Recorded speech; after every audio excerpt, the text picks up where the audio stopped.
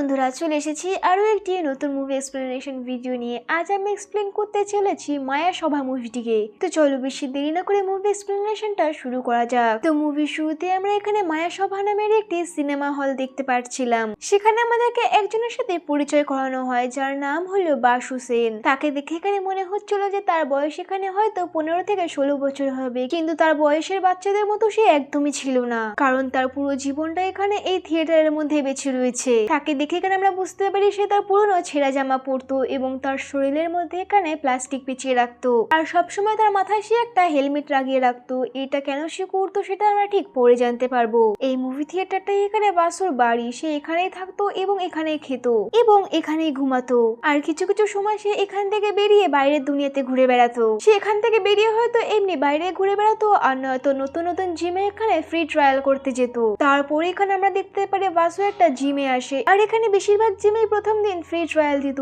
সেই কারণে সে এখানে এসে জিম করা শুরু করে দেয়। সেখানে গিয়ে সে অনেক ভারী একটা ওজন তোলা শুরু করে, কিন্তু তখন সেখানে একজন এসে তাকে বলে যে তার এত ভারী ওজন তোলাটা উচিত হবে না। এখানে আমরা জানতে পারি সেই লোকটার নাম রাউরান এবং সে পাশেই একটা বিল্ডিং এ সিকিউরিটি গার্ডের কাজ করে। এখানে আমরা আরো জানতে পারি তার এখানে একটা ছোট বোন রয়েছে এবং সে পাশেই একটা গ্রামে বাড়িতে থাকতো। এখানে রানারাও এবং ভাসু একই জিমে জিম করছিল।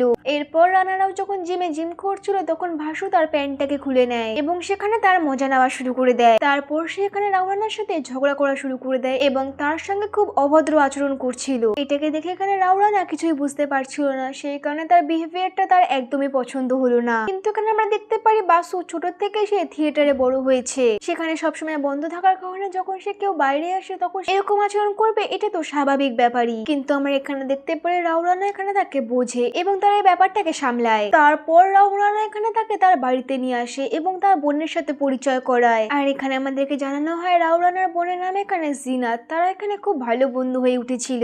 এরপর আমাদেরকে দেখানো হয় তারা এভাবেই দেখা করছিল। এরপর আমরা দেখতে পারি এভাবেই দিন কেটে যাচ্ছিল, তারা প্রায় একসাথে দেখা করছিল। এরপর এখানে রানারাও এখানে বাসুকে একদিন বলছিল তার সাথে এখন তার একদিন বাড়িতে যেতে হবে। তারপর রাওরানা একবার তাকে বলে যে সেও তার সাথে তার বাড়িতে যেতে যায়, তখন বাসু তাকে হ্যাঁ বলে। এরপরে বাসু এখানে রাওরানাকে তার বাড়িতে নিয়ে আসে। আর এখানে আমরা জানতাম এখানে বাসুর বাড়ি সেই মায়া সভা থিয়েটারটা, সেই কারণে সে তাকে সেই জায়গাতে নিয়ে আসে। তখন সেখানে রাওরানা একটু ঘাবড়ে যায়, কিন্তু তখন বাসু তাকে জানায় যে সে ছোট থেকেই এখানে বড় হয়েছে। সে ছোট থেকে এখানে তার বাবার সাথে থাকে। তার বাবার নাম হলো পরমেশ্বর খান্না। তিনি তাকে এখানে ছোট থেকেই বড় করেছে। কিন্তু এখানে রাওরানা যখন তার নাম শুনে তখন সে অনেক বেশি চমকে যায়, কারণ পরমেশ্বর খান্না এখানে 20 থেকে 30 বছর আগে অনেক বড় প্রডিউসার ছিল। এত বড় একজন প্রডিউসার যার এখানে চর্চা পুরো দুনিয়াতে ছিল। কিন্তু একদিন তিনি হঠাৎ করে ইন্ডাস্ট্রি থেকে গায়েব হয়ে যায় এবং তাকে নিয়ে অনেক কথা বলা শুরু হয়ে যায়। কিন্তু এখানে রাওরানা জানতে পারে যে পরমেশ্বর এতদিন ধরে এই থিয়েটারে রয়েছে এবং তার ছেলের সাথে। তারপর এখানে বাসু তাকে অনেক দামি দামি জিনিস থাকে, যেরকম দামি ঝাড়বাতি এবং তার বাবা পরমেশ্বরের একটা পুরনো রোলস রয়েস। এগুলো অনেক দামি জিনিসপত্র ছিল, কিন্তু এর মধ্যে ধুলো জমেছিল। তখন বাসু তাকে জানায় যে তার স্বপ্ন ছিল যে সে তার বাবার এই গাড়িটিকে ঠিক করাবে এবং এই গাড়ি করে পুরো দুনিয়া ঘুরবে। সে এই গাড়িটা করে পুরো দুনিয়া ঘুরতে চেয়েছিল, সেই কারণে সে এই গাড়িটিকে ঠিক করার কথা ভেবেছিল। এর সাথে সাথে সে আরো জানায় যে তার বাবা এত বেশি বড় লোক ছিল, সেই কারণে সে তার টাকা দিয়ে সোনার বিস্কিট কিনেছে এবং সেগুলোকে এই থিয়েটারে লুকিয়ে রেখেছিল। কিন্তু সে সেইগুলো কোথায় লুকিয়ে রেখেছে সেটা সে ভুলে গেছে। কিন্তু সে খুব ভালোভাবে শিওর হয়ে জানে যে সেই 40 কেজি সোনাগুলো এই থিয়েটারের মধ্যে রয়েছে। এটা শুনে এখানে রাওরানা অনেক বেশি অবাক হয়ে যায়, আর কোথাও না কোথাও সেও এখানে লোভে পড়ে সেই সোনাগুলো নিতে চাচ্ছিল। তারপর রাওরানার এখানে বাথরুম পেয়ে যায়, সেই কারণে এখানে বাসু তাকে বাথরুম দেখিয়ে দেয়। তখনই সেখানে পরমেশ্বর নামের একজন ব্যক্তির এন্ট্রি হয়। সেখানে এসে সেখানে রাওরানাকে দেখতে পারে, সেই কারণে সে লাঠি দিয়ে একটা তার মাথায় মেরে দেয় এবং তাকে হঠাৎ করে দেখাতে তার উপর আক্রমণ করা শুরু করে দেয়। কিন্তু তখন সেখানে বাসু চলে আসে এবং সে তার বাবাকে জানায় যে সে তার বন্ধু। এইটা শুনে পরমেশ্বর খান্না তখন তাকে জানায় যে যদি এমনটা হয়ে থাকে তাহলে তো সেটা তাকে তার আগে জানানো উচিত ছিল। এরপর আমরা এখানে পরমেশ্বর খান্নার বিহেভিয়ার দেখি, যেটা আমাদেরকে দেখে অনেক বেশি অদ্ভুত মনে হয়। এখানে আমরা জানতে পারি অনেক বছর আগে হওয়া তার ঘটনার জন্য সে এখানে সাইকো হয়ে গেছে, কিন্তু তার এরকম অবস্থা কিভাবে হচ্ছে সেটা আমরা ঠিক পরে জানতে পারবো। পরমেশ্বর এখানে অনেক বেশি অদ্ভুত একজন ছিল। তার চুল দাড়ি সব বড় বড় ছিল এবং সে মশাদেরকে ঘৃণা করত। সেই কারণে সে সবসময় তার কাছে যে মশা তাড়ানোর ধোঁয়াওয়ালা মেশিনটা আছে সেটা নিয়ে ঘুরে বেড়ায় এবং মুখে একটা মাস্ক পরে থাকে। সেই কারণে এখানে সে বেশিরভাগ সময় ইরিটেট হতো এবং কখনো কখনো রেগে যেত, আবার কখনো কখনো কখনো খুশি হয়ে যেত, আবার কখনো কখনো কান্না করা শুরু করে দিত। অন্যদিকে বাসু এখানে নোটিস করে যে পরমেশ্বর খান্না তার বাবা এখানে তার বন্ধুকে আনাতে কিছুই বলেনি, সেই কারণে সে মনে করলো পরবর্তীকালে সে আবারও তার বন্ধুদেরকে তার বাড়িতে ডাকতে পারবে। এর পরের দিন এখানে বাসু রানা রাও এবং তার বোন জিনাকে এখানে তার বাড়িতে ডাকে এবং সে তাদেরকে জানায় যে সে তার বাড়িতে পার্টি করতে চলেছে, সেই কারণে তাদেরকে ডাকতে চায়। তারপরে এখানে তারা দুজনে এখানে বাসুর বাড়িতে যায় এবং থিয়েটারে এসে তাদের সাথে দেখা করে। এখানে আমরা জানতে পারি তার বন্ধুত্বের থেকেও 40 কোটি সোনার উপর বেশি নজর ছিল, আর তারা এখন এত বেশি লোভী হয়ে উঠেছে যে সে তারা এখন সেই 40 কিলো সোনাটাকে যেভাবেই হোক চাইছিল। তারপর যখন তারা সেখানে খাওয়া দাওয়া করছিল তখন সেখানে তার বাবা পরমেশ্বর খান্না স্নান করে নতুন জামা কাপড় পরে আসে এবং তাদের সাথে দেখা করে তাদেরকে হাই হ্যালো করে। কিন্তু অন্যদিকে বাসুর এই ব্যাপারটা অনেক অদ্ভুত লাগে, কারণ সে এত বছর ধরে কখনোই তার বাবাকে এরকম স্নান করে পরিষ্কার পরিচ্ছন্ন ভাবে দেখেনি। তারপর পরমেশ্বর এখানে তাদের সাথে খাওয়ার জন্য বসে এবং তারা সেখানে খাওয়া শুরু করে। এরপর জিনাত এবং রাওরানা এখানে তাকে জিজ্ঞাসা করে তার এরকম অবস্থা কেন হয়ে গেছে। তারা পরমেশ্বরকে জানায় যে সে তার ব্যাপারে সমস্ত কিছু জানে, সে আজ থেকে 20-30 বছর আগে অনেক বড় একটা প্রডিউসার ছিল, আর শুধু এই না তার করার ফিল্মগুলো এখানে অনেক বেশি ফেমাস হয়েছিল, আর সেই সময় সে অনেক বেশি নাম করেছিল কারণ তার মুভি এবং ফিল্মগুলো অনেক বেশি হিট হয়েছিল। সেই কারণে তারা এখন জানতে চায় যে তার অবস্থা এরকম কিভাবে হয়ে গেল। এরপর এখানে পরমেশ্বর খান্না তার স্টোরি বলা শুরু করে দেয়। সে তাকে জানায় যে আজ থেকে 20-30 বছর আগে এখানে তার অনেক বেশি পয়সা ছিল, তখন তার অনেক শখ ছিল, তার অনেকগুলো বাংলা ছিল এবং অনেক গাড়ি ছিল, তার কাছে অনেক বেশি পয়সা ছিল এবং এর সাথে সাথে তার মেয়েদের কমতিও ছিল না। সেই সময় একটা হিরোইন ছিল যার নাম ছিল জয়মালা। জয়মালাকে এখানে সে অনেক বেশি অভিনয় দিয়েছিল। তারপরে এখানে পরমেশ্বর জয়মালাকে ভালোবেসে ফেলে এবং জয়মালাও এখানে তাকে পছন্দ করা শুরু করে দিয়েছিল। তারপর পরমেশ্বর এখানে তাকে বিয়ে করার জন্য প্রপোজ করে এবং জয়মালাও সেটার জন্য রাজি হয়ে যায়। তারপর তাদের সেখানে বিয়ে হয়ে যায়, কিন্তু বিয়ের পরেও এখানে জয়মালা পরমেশ্বরকে বলেছিল যে সে এখনো ফিল্ম করতে চায়, আর সেটাও সেই সময় সব থেকে বড় অভিনেতা সৌরভ তাবাদিয়ার সাথে। তারপর পরমেশ্বর এখানে তাদেরকে জানায় যে সে তার স্ত্রীকে অনেক বেশি ভালোবাসতো, সেই কারণে আমি তখন তাকে এগ্রি করে দিয়েছিলাম যে সে সৌরভের সাথে মুভি করতে পারবে। আমি তার সাথে 3টে মুভি করার জন্য সাইন করিয়েছিলাম, কিন্তু আমি চাইনি যে আমার স্ত্রী বিয়ের পরে অন্য কারোর সাথে ফিল্ম বানাক। সেই কারণে সেই সময় আমি ডিসাইড করেছিলাম যে আমি তাদের দুজনের যে মুভিটাকে বানাবো সে আমি ফ্লপ করিয়ে দেবো, কারণ এটার মধ্যে আমি ফালতু স্টোরি বানাবো এবং ফালতু ডায়লগ দিব, যার কারণে এই মুভিটি ফ্লপ হয়ে যাবে। সেই কারণে অডিয়েন্সরা এই 3টে মুভিগুলোকে দেখবেও না, ফলে সেগুলো বন্ধ হয়ে যাবে। এরপর যখন সেই মুভিগুলো ফ্লপ হয়ে যাবে তখন জয়মালার মাথার থেকে আমি এই মুভি বানানোর ভূতটাকে নামিয়ে দেবো, কিন্তু পাগল অডিয়েন্সরা এটার উল্টো করে। আমি যে মুভিগুলোকে ভেবে রেখেছিলাম যে ফ্লপ করাবো সেগুলো এখানে ভাইরাল হয়ে যায়, আর পুরো দুনিয়াতে এখানে নাম হয়ে যায় সৌরভ তাপাতিয়া এবং জয়মালা লাভ স্টোরি। এর জন্য তাদের সেখানে দূরত্ব কমে গেল এবং তারা অনেক বেশি ক্লোজ হয়ে যায়, যার কারণে এখানে তার সংসার ভেঙে যায় এবং সেই জন্য এখানে সে পরমেশ্বরের নামে অনেক বদনাম করে দেয়। সেই কারণে এখানে তাদের ডিভোর্স হয়ে যায়, কিন্তু এই কষ্টটাকে আমি সহ্য করতে পারিনি। আমি তাকে অনেক বেশি ভালোবেসেছিলাম, কিন্তু সে আমার শুধু ব্যবহার করলো। দুনিয়ার সমস্ত লোকেরা আমার উপর প্রশ্ন করা শুরু করে দিয়েছিল, রিপোর্টাররা আমাকে বদনাম করাচ্ছিল, যার কারণে আমার রেপুটেশন অনেক ডাউনে চলে যায়। কিন্তু জয়মালাও এখানে থেমে যায়নি, সে এরপরেও আমার ফায়দা নিয়ে যাচ্ছিল। সে অনেকগুলো পেপারস নিয়ে আসে এবং আমার সামনে ইমোশনাল ড্রামা করে সেগুলোতে সাইন করিয়ে নিয়ে যায়,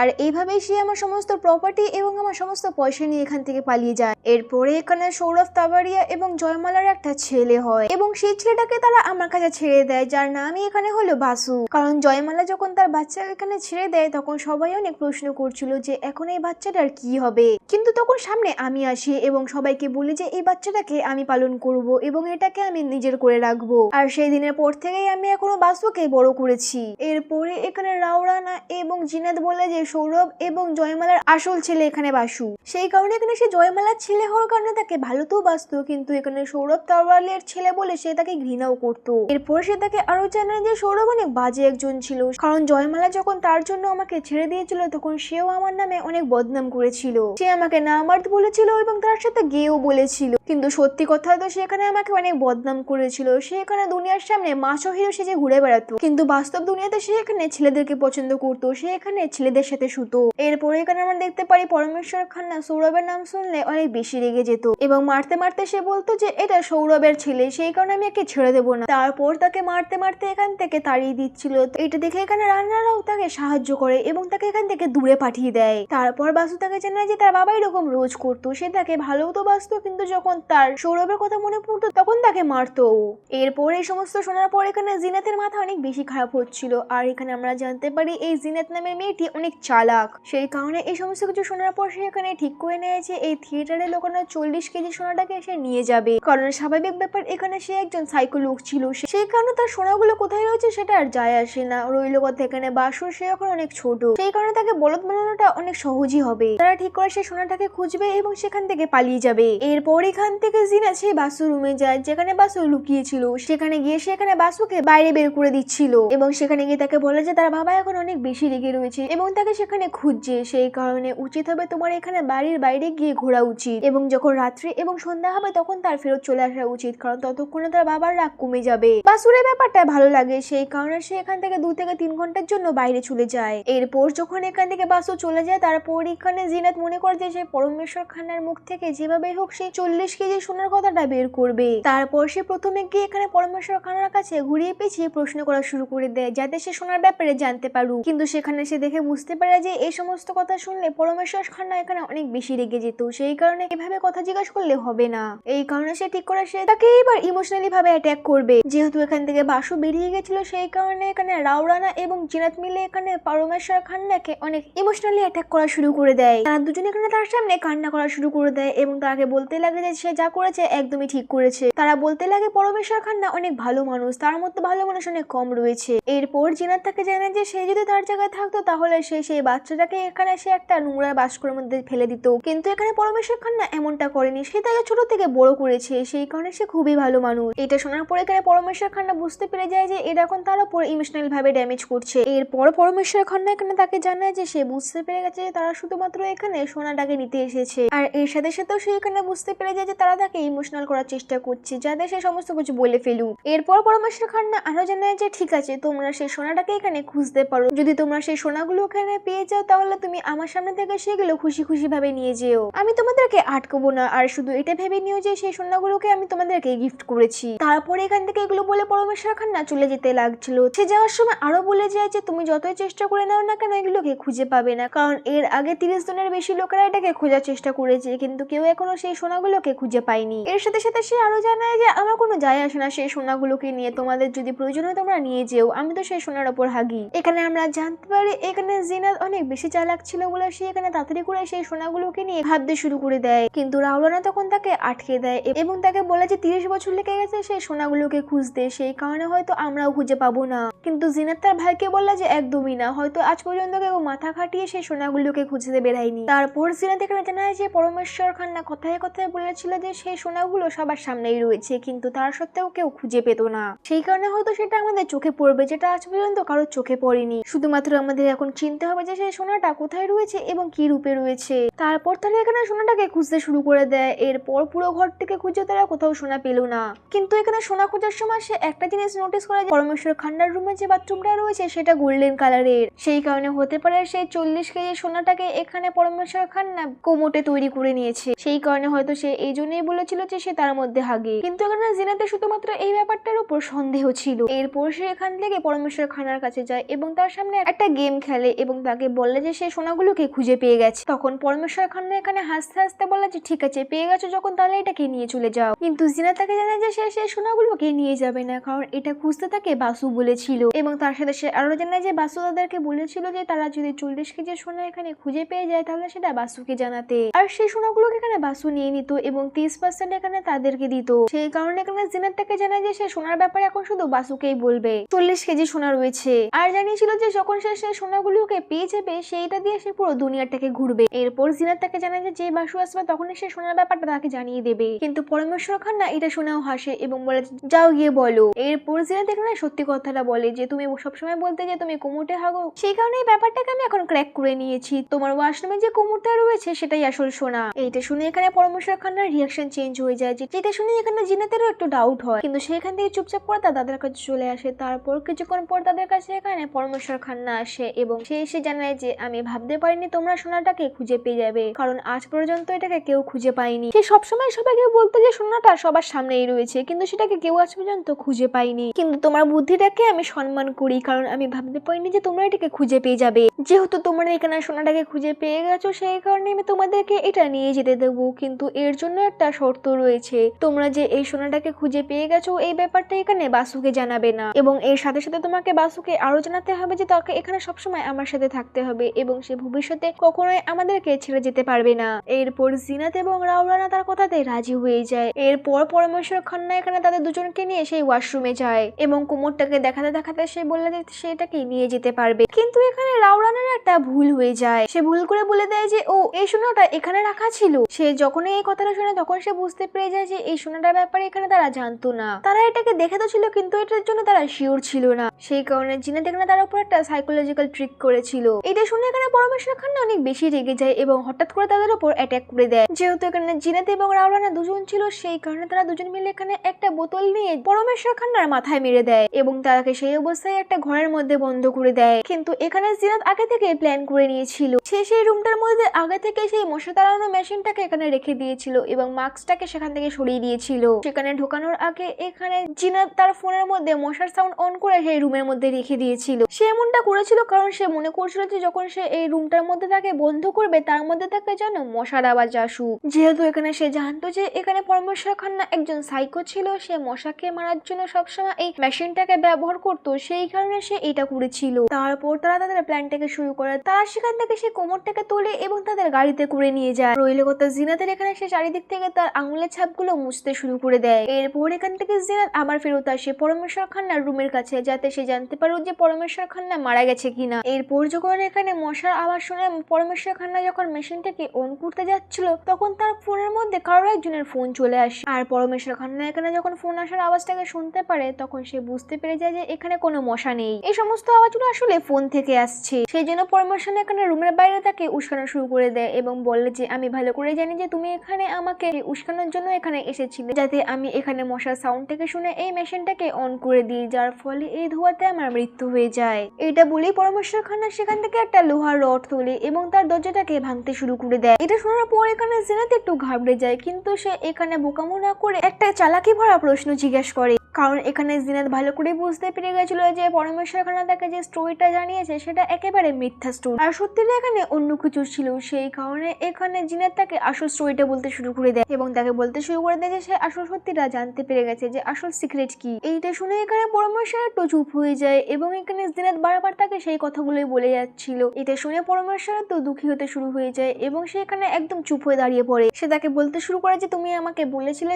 তোমার স্ত্রী জয়মাল্লা এখানে সৌরভ তাওয়ারিয়ার জন্য তোমাকে ছেড়ে দিয়েছে আর তারা দুজন মিলে এখানে পুরো দুনিয়ার সামনে মিথ্যা কথা বলেছে এবং তারা বলেছিল যে তুমি একজন গে, কিন্তু এখানে বাস্তবিক ভাবে তুমি সত্যিই একজন গে। আর এখানে দ্বিতীয় সত্যিটা হলো তুমি এখানে সৌরভ তাওয়ারিয়ার সাথে শুতে আর তুমি জয়মাল্লাকে এখানে কখনো ভালোই বাসনি, তুমি এখানে আসলে সৌরভ তাওয়ারিয়ার সাথে সবার জন্য মরতে আর তোমার এটা ভয় ছিল যে দুনিয়া যাতে জানতে না পারো পরমেশ্বর খান্না গিয়েছিল, সেই কারণে তুমি এখানে জয়মালাকে বিয়ে করো যাতে তুমি দুনিয়াকে দেখাতে পারো যে কোনো গিয়ে নয়। তোমার মাথাটা এত খারাপ হয়ে গেছিল যার কারণে তুমি এখানে জয়মালার সাথে এখানে সৌরভের একটা সম্পর্ক বানাও আর তারপর যখন এখানে জয়মালা এবং সৌরভের মধ্যে ভালোবাসা হয়ে যায় তখন তোমার অনেক বেশি রাগ আর তুমি এখানে সৌরভ তাওয়ারিয়াকে এত বেশি ভালোবাসতে যার জন্য তুমি তার সাথে একটা সন্তানও চেয়েছিলে, সেই কারণে তুমি এখানে জয়মালার জীবনটাকে নষ্ট করে দিয়েছিলে এবং সৌরভ তাওয়ারিয়া এবং জয়মালার থেকে একটা ছেলে বানিয়েছিলে। কিন্তু তার মাঝে যখন এখানে সৌরভ তাওয়ারিয়া এবং জয়মালার মধ্যে ভালোবাসা হয়ে যায় তখন তারা দুজন মিলে এখানে তোমার থেকে দূরে চলে যায়। সেই কারণে জয়মাল্লা এখানে কখনো তার ছেলেটাকে তার কাছে ছেড়ে যায়নি, কিন্তু এখানে সে জোর জবরদস্তি করে তার কাছ থেকে ছেড়ে নিয়েছিল।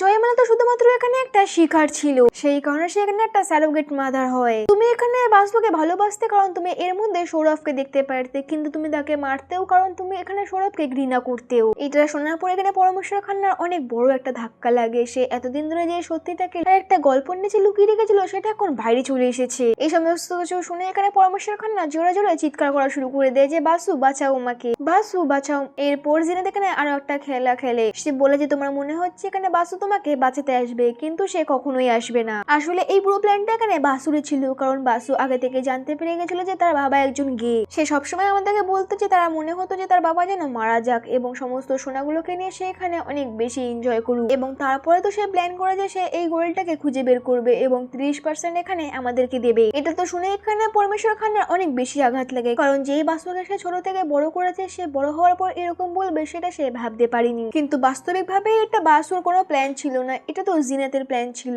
এরপর এখান থেকে হঠাৎ করে মশার আওয়াজ আসা শুরু হয়ে যায়, যেটা এখানে জিনাতের ফোন থেকে আসছিল। অন্যদিকে আমরা এখানে পরমেশ্বর খান্নাকে দেখতে পারি, যেখানে অনেক বেশি অবাক হয়েছিল এবং অনেক শখে ছিল। তখন সে তাতে করে সেই মশা মারার মেশিনটাকে অন করে দেয় এবং পুরো ঘরের মধ্যে ধোঁয়া ছড়ানো শুরু করে দেয় এবং সেই ধোঁয়ার জন্য এখানে সে অজ্ঞান হয়ে যায়। এরপর এখানে জিনাত সেই রুমের দরজাটাকে খোলে। এরপর যখন সে দেখে বুঝতে পারে যে এখানে সে মারা গেছে, তখন সে তাকে নিয়ে মেঝেতে এনে ফেলে এবং এখানে অপেক্ষা করতে থাকে বাসুর জন্য। এরপর এখানে সন্ধ্যা হওয়ার পর বাড়িতে বাসু আসে। এরপর এখানে সে জিনাতকে দেখে জিজ্ঞেস করে যে তার বাবা এখানে ঘুমিয়ে পড়েছে কিনা। তখন এখানে জিনাত তাকে নিয়ে সেই রুমটার মধ্যে যায় এবং তাকে বলে যে তার বাবা এখানে মারা গেছে এবং জিনাত এখানে তাকে জানায় যে যখন তাকে মারতে মারতে তার বাবা অনেক বেশি রেগে গেছিল, তখন তার হার্ট অ্যাটাক আসে এবং সেখানে সে মারা যায়। এটা শুনে এখানে বাসু অনেক বেশি হতবাক হয়ে যায়, কারণ এখানে সে তার বাবাকে অনেক বেশি ভালোবাসতো আর সে ভালো করে জানতো এই পুরো পৃথিবীতে একমাত্র তার বাবাই রয়েছে। তার বাবাকে দেখে এখানে সে কান্না করতে শুরু করে দেয় এবং সে তার বাবার বুকে অনেক পাম্প করতে শুরু করে দেয়। হয়তো সে মনে করছিল যে এটা করলে তার বাবা হয়তো বেঁচে যাবে। এখানে আমরা তারপর দেখতে পারি সত্যি এখানে পাম্প করার জন্য পরমেশ্বর খান্নার বডির মধ্যে যে পালস গুলো ছিল সেগুলো হঠাৎ করে চালু হয়ে যায় এবং সে হঠাৎ করে উঠে বসে যায় এবং এটা দেখে তো এখানে জিনাত অনেক বেশি অবাক হয়ে যায়। অন্যদিকে বাসু অনেক বেশি খুশি হচ্ছিল এবং সে তার বাবাকে বলতে লাগলো যে শ্বাস নাও, তুমি এখনো বেঁচে রয়েছো। এরপর পরমেশ্বর যখন বাসুকে তার সামনে দেখতে পায়, তখন সে তার জিনাতের বলা কথাগুলো মনে চলে আসে এবং সে এখানে বাসুর মুখে থুতু ফেলে দেয় এবং বলে যে তুমি আমার হত্যাকারী। এরপরে এখানে পরমেশ্বর খান্না সত্যি মৃত্যু হয়ে যায়, কিন্তু এটা শোনার পর এখানে বাসুর অনেক বেশি খারাপ লাগে এবং সে অনেক বেশি অবাক হয়ে যায় এবং সে ভাবতে লাগে যে তার বাবা এগুলো কেন বললো এবং তার বাবার ডেড বডিটাকে দেখে সেখানে সে অনেক বেশি কান্না করতে শুরু করে দেয়। তারপর এখানে বাসু হঠাৎ করে বমি চলে আসে। তারপর বাথরুমে গিয়ে দেখতে পারে তার বাবার ওয়াশরুমে কোমরটা সেখান থেকে গায়েব হয়ে গেছে। এটাকে দেখে জিনাত অনেক বেশি অবাক হয়ে যায়। সেই কারণে সেখানে সে বলতে শুরু করে যে এই বাথরুমের কোমরটা খারাপ হয়ে গেছে, সেই কারণে তার ভাই রানারাও এখান থেকে সেটাকে নিয়ে গেছে এবং সেটাকে সে নতুন করে ঠিক করে অন্য একটা আনতে চলেছে। যেহেতু বাসু এখানে ভোলা ভালা ছিল, সেই কারণে তাদের মিথ্যাটাকে সে বুঝতে পারেনি এবং সে ভাবতে শুরু করলো যে তারা অনেক ভালো মানুষ। এরপর বাসু তাকে জানায় যে আমি জানি আমার বাবা আমার ওপর কখনো বিশ্বাস করেনি আর আমাকে তো সেই সোনার ব্যাপারে কখনোই বলেনি, কিন্তু আমি জানি সে মারা যাওয়ার আগে সেই সোনার ব্যাপারে তোমাদেরকে বলে গেছে। এই কুমোরটাই আসলে সোনা দিয়ে তৈরি, যে ব্যাপারটা আমি কখনো বুঝতে পারিনি সেই ব্যাপারটা এখানে তোমরা বুঝতে পেরে গেছো। কারণ হতে পারে যে সে আমার মধ্যে তোমাদেরকে বিশ্বাস করেছিল আর সেও বুঝতে পেরে গেছিল যে তোমরা অনেক ভালো মানুষ আর এই জন্যই হয়তো তোমাকে সোনার ব্যাপারে সে বলে ফেলেছে এবং সে জানায় যে তোমরা সোনাটাকে নিয়ে চলে যাও, আমার সেটা প্রয়োজন নেই। এরপর জিনাতের এখানে বাসুর কথা শুনে বেশি এক্সাইটেড হয়ে তাকে বললে যে তাদের নাম্বারগুলো তার কাছে আছে কিনা, যেটা শুনে তো এখানে বাসু বলে তার তো ফোনই নেই। তারপর সে তাকে জিজ্ঞাসা করে যে সে তার বাড়িটাকে চিনে কিনা, তখন বাসু জানায় যে তার তো তাদের বাড়িটাকেও মনে নেই। তারপর জিনাত এখানে তাকে জিজ্ঞাসা করে যে সে কখনো তাদেরকে খুঁজতে খুঁজতে বাইরে আসবে কিনা, তখন বাসু তাকে জানায় যে সে বাইরের কিছু মনে রাখতে পারে না, সেই কারণে সে তাদের কাছে যেতেও পারবে না। এটা শুনে এখানে জিনাত মনে মনে খুশি হচ্ছিল, কারণ তার মনে হচ্ছিল সে যদি এখান থেকে গায়েব হয়ে যায় তাহলে বাসু কখনোই তাদেরকে আর খুঁজে পাবে না। সেই কারণে জিনাত এখান থেকে বেরিয়ে যাওয়ার প্ল্যানিং করছিল। তখন বাসু তাকে জানায় যে তার বাবা এখানে সেই কোমরের মধ্যে একটা গাছ রাখতো, যেটা কিনা জল না ঠিক মতো দিলে সেটা মারা যেতে পারে, সেই কারণে আমি এই গাছগুলোকে অন্য কোমরে রাখছি, কারণ এই গাছগুলোর অনেক বেশি জল প্রয়োজন। এরপর যখন বাসু যতক্ষণে সেই গাছগুলোকে নিয়ে অন্য কোমরে লাগাতে যাচ্ছিল, তখন সেখান থেকে জিনাত পালিয়ে যায় এবং সে ভাবতে লাগলো যে সে এবং তার ভাই এখানে সেই সোনাটাকে নিয়ে অনেক বেশি এনজয় করবে। এরপর যখন সে তার বাড়ির অন্য একটা ওয়াশরুমে যায়, সেখানে সে দেখতে পারে যে তার ওয়াশরুমটার মধ্যে সৌরভ তাফারিয়া এবং তার মা জয়মালার ছবি রাখা, সেই কারণে সে সেখান থেকে সেই কোমরটাকে ঘষানো শুরু করে দেয়। আর এখানে বাসু এবং আমরা জানতে পারি আসলে জিনাত এবং রাওলানা যে কোমরটাকে নিয়ে গেছে সেটা আসলে সোনা নয়, আসলে এই কোমরটা সোনার, যার মধ্যে এখানে সৌরভ তাফারিয়া এবং জয়মালার ছবি রাখা ছিল। এটা দেখার পর এখানে বাসুর মনে হলো যে তার বাবা যে সোনার ব্যাপারে তাকে বলেছিল সেটা আসলে এই কোমরটা, সেই কারণে এখানে জিনাতের এই কোমরটা নিয়ে যাওয়া উচিত ছিল। তারা হয়তো ভুল করে সেই কোমরটা নিয়ে গেছে, এর জন্য এখানে বাসু পুরো ঘরের মধ্যে এখানে জিনাতকে ডাকতে শুরু করে দেয় যাতে তারা এখান থেকে আসল সোনার কোমরটাকে নিয়ে যেতে পারে, কিন্তু এখানে তো তারা আগে থেকে এখান থেকে পালিয়ে গেছিল। সেখানে বাসু অনেক খোঁজার পরে এখানে সে তাদেরকে আর খুঁজে পেল না। আর এখানে বাসু কখনোই জানতে পারলো না যে এখানে রাওরানা এবং জিনাতকে এখানে তার বাবা ইচ্ছে করে সে কোমরটা দিতে চায়নি, তারা তো এখানে তাকে হত্যা করে নিয়ে যেতে চেয়েছিল। আর এখানে বাসুর জীবনে তার বাবা মরে যাওয়ার পরেও তার লাইফে আর কেউ বেঁচে নেই, সেই কারণে বাসু কিনা তার বাবার লাশটিকে গুড বাই বলে এই মহাসভা থিয়েটার থেকে বেরিয়ে যায়। আর এর সাথে সাথে এই পুরো মুভিটি এখানেই এন্ড হয়ে যায়। মুভি এক্সপ্লেনেশনটা যদি ভালো লেগে থাকে তো ভিডিওটাকে একটি লাইক এবং চ্যানেলটিকে সাবস্ক্রাইব করে নেবেন। দেখা হচ্ছে নেক্সট কোনো মুভি এক্সপ্লেনেশন ভিডিও দিয়ে, ততদিনের জন্য ভালো থাকুন, সুস্থ থাকুন।